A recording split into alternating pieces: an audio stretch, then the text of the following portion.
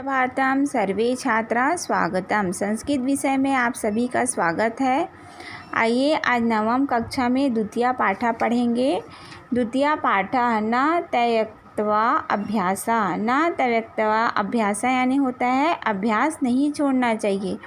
जब हम किसी कार्य को नित्य प्रति करते रहते हैं और अचानक उस कार्य को करना बंद कर दे तो हम उस कार्य को करना भूल जाते हैं।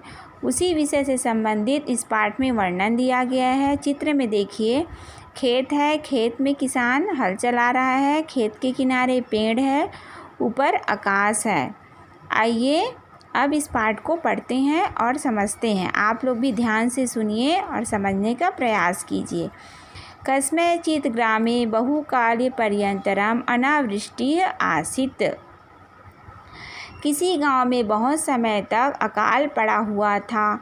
भूमि शुष्का जाता, धरती सूख गई।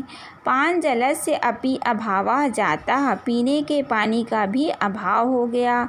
तदा जना दैवज्ञस्य समीपम गत्वा विचारितवन्तः। तब लोगों ने ज्योतिषी के पास जाकर विचार विमर्श किया। दैवज्ञ ग्रह गतिम परिशील्य उक्तवान।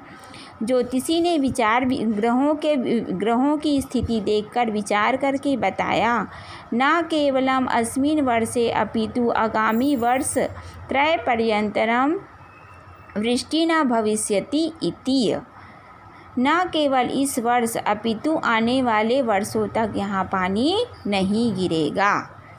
उसके बाद फिर आगे का और देखते जाइए।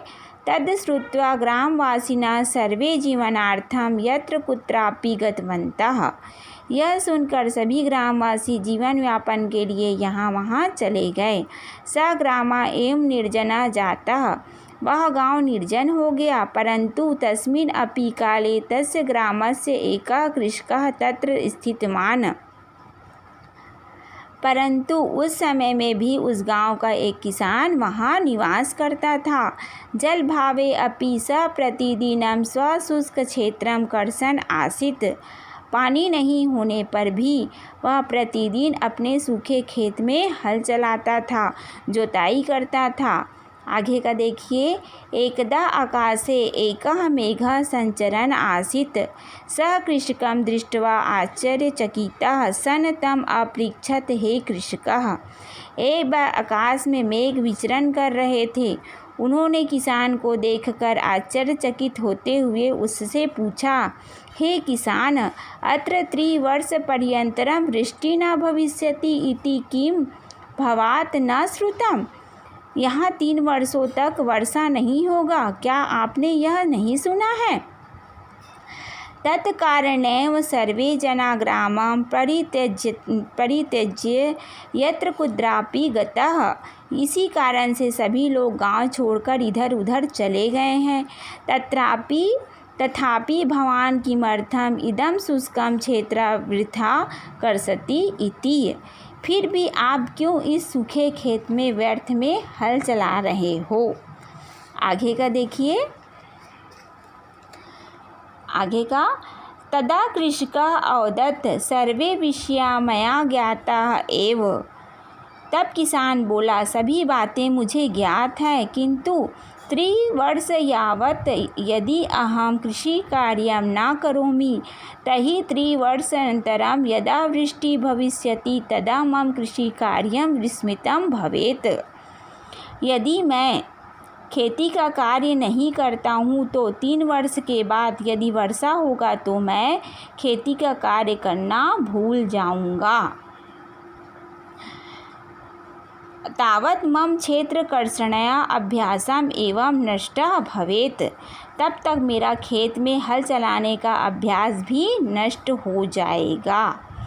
अतएव अस्य कार्यस्य विस्मरणाय परिहार्थम् अहम् इदानीमपि कर्षामि इति। इसीलिए इस कार्य को भूलने से रोकने के लिए ही मैं भी खेती का कार्य कर रहा हूँ।